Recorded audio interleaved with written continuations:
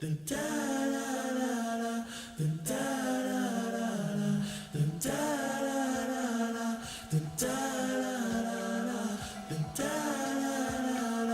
adrift on memory bliss of you.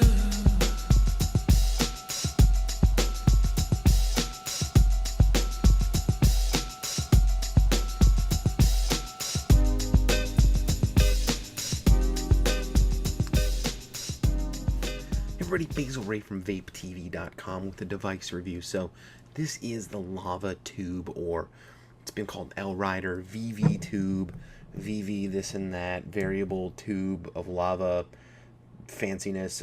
It's got about every name you can possibly imagine. So this is a really inexpensive tube mod that runs on a high drain 18650 and will allow you to boost much like the ProVary, but at a much lower price point.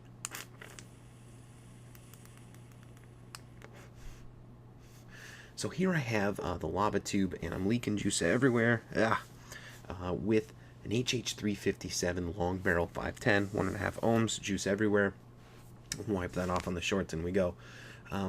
It's very simple to use. We'll take a close-up look at adjusting up and down, checking the remaining voltage of the battery.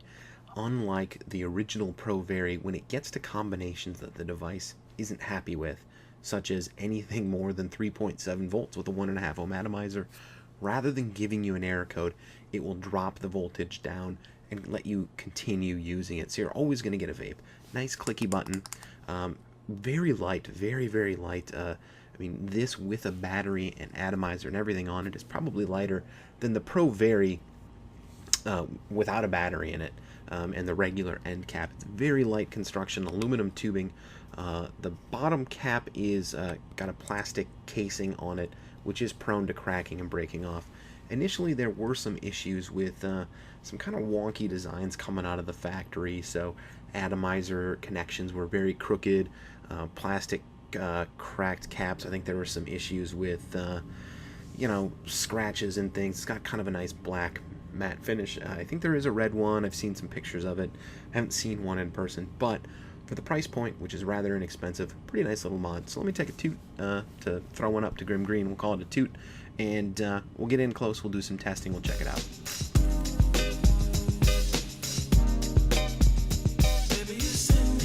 So here we are up close and personal with the LavaTube. So it's got kind of a matte finish. You know, feels nice. It is very light. The fire button here is on the side.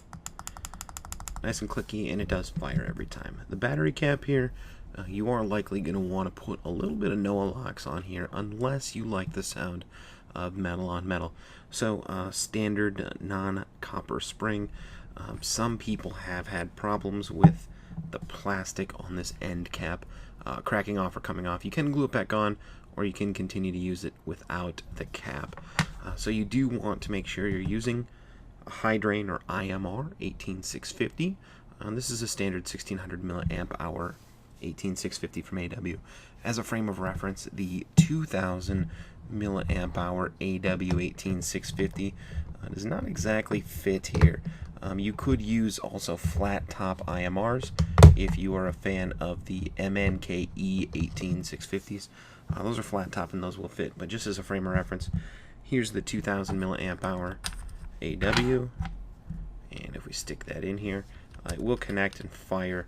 It just won't quite close. Should work fine by all accounts, but you can see we've got a little bit of a gap there. So toss an O-ring on there if you want to use this battery, and you should be okay. So let's take a quick look at the display and adjusting voltage. Let me grab my 1600 milliamp hour battery, because I just prefer the fact that it screws down all the way. So once this makes contact, the unit will turn on. So there we go. So the unit is on. At this point, there are two buttons here, up and down, down being on the left, up on the right, and the red lock button. So when you press it, it will show you what voltage you are currently set to output. By default, when you turn it on, it will go to 3 volts. You cannot cycle, well, I'm sorry, you can, I meant cycle down. So 6 is the max output. You can hit 1/10 of a volt increments through there. That's better. 1/10 of a volt increments through there, all the way back down to 3. When you get to a voltage you would like, press the red button to lock it in. If you press the red button 7 times, 1, 2, 3, 4, 5, 6, 7, it will go ahead and show you the remaining voltage of the battery. So we see 4.1 here. At this point, I do have it set to 3.6 volts. I have the HH357 long barrel here, and it's going to fire. Now, unlike the ProVary, this will fire regardless of what voltage combination you put on and what resistance of the atomizer. So let's take a little bit of a look at testing this guy under load. So we'll go back to some fancy picture-in-picture. So let me turn this on. I'm going to set this to 3.8 volts, which is going to be just over 10 watts. So HH357 on. Let's go ahead and fire it. It does fire. Again, we are set to 3.8 volts. And we're going to get 3.7 out. So let's check the resistance on this atomizer just to be sure. Big stretch here to reach the multimeter. So there we go, about 1.4. There's 0.2 of an ohm resistance in my test leads. So not too shabby. This is better results. I have seen it drop me down to 3.3 with this same atomizer in the past. So set it to 3.9, getting 3.7. Let's bump it up to 4. And I'm going to get 3.7. So at this point I can continue to up the voltage all that I want, but it's going to lock me into 3.7. Let's grab a different atomizer here. Let me grab, where is it? I have an IO6 lying around here somewhere, and I keep misplacing it. Here it is. So this is about 3.4 ohms. And again, I can show you that here with the picture-in-picture on the multimeter. Flip that down. Oops, one more notch. There we are. There we go. So about 3.6 is where this is reading. And we flip back to voltage. And I've got it set to 4.7. I'm getting 4.7. Let's up it to 5.5. I'm getting 5.5, a little over 5.5, just about 5.6. So it's not going to always give you exactly the voltage you see. Here I've got it set to 6, getting just over 6 out. So not too bad. That is the top end of what I can get out of this. But 6 volts with the IO6 is actually a really nice combination. Just as one more test, we'll grab a 3 ohm SLB 510. And we will go back to resistance. Oops. There we go. 3.1.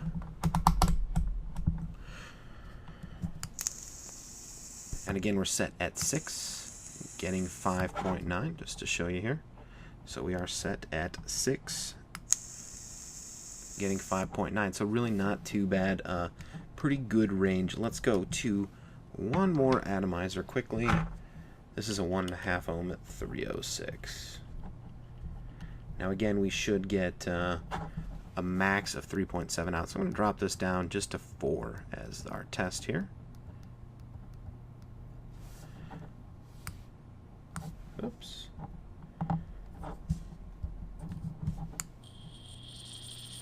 I'm going to get 3.7 out as the frame of reference. Here is the resistance of that atomizer.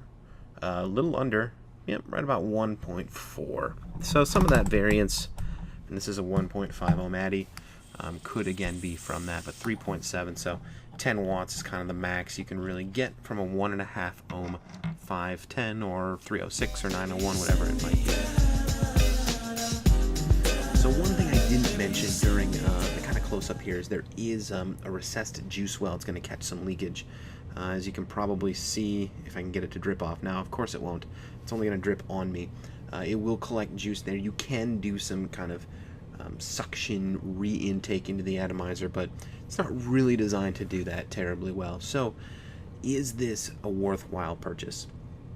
Depending on the kind of vaping you like to do, absolutely. If this is a backup device or a device for kicking around, being out on the out and about on the town, and you want something that's going to be durable enough that you can take it out with you, but if you lose it, you're not out a great deal of money. It's going to function pretty well. You're going to get pretty good battery life with the 18650. I get generally a full day's worth of vaping here. At that 3.7 kind of volt range. Primarily the atomizers I use are 1.5 ohm. Now I would be able to I would like to be able to get more than that kind of 10 watts out with my 1.5 ohm atomizers, but I mean, ultimately I can live with it because it's consistent regulated vaping.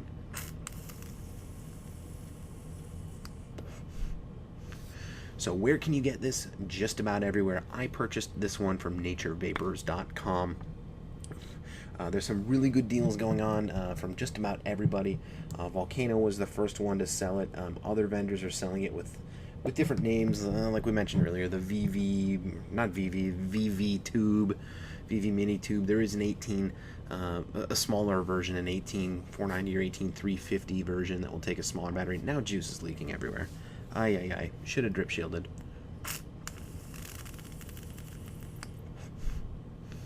But for the price point, this is a great entry into variable voltage. It's inexpensive, it's simple, and it just works every time you press the button. It's gonna fire. To turn it off, you hold the red button, turn it on, hold the red button. Doesn't get much simpler than that. Adjust voltage up and down, lock it in. So for that kind of, you can get this as low as $50 to $60 for just the tube. If you've already got batteries and charger, like lots of us do, you can get some really good deals on the kit. It's probably worth taking a look, if nothing else, just to have as a backup. But for some of you who have really fine taste in vaping, you really like 1.5 ohms atomizers at 4.2 volts, some dual coils at high volts, probably not going to be the device for you. But for the rest of us, we can probably get some use out of this. Like I said, if nothing else, is an inexpensive regulated backup for beating on out and about. It's going to be fairly durable for you, and if it breaks or you lose it, $50 gets you replaced. You can get it from just about any vendor, so you can get one in your hands really quick depending on where you're at, and it's really not too bad of a purchase. That's what I've got. As always, check me out Monday nights 8 p.m. Eastern Standard Time for all the new stuff first on Vape TV Live. Don't forget to go over to casa.org and help out with vape bans. There's probably one going on in your area at the rate they've been coming up. WeAreVapers.com. Help out link with the upcoming documentary. Basil phones 612-293-6405. The most important part of every video is that you keep vaping, and for me, you take care.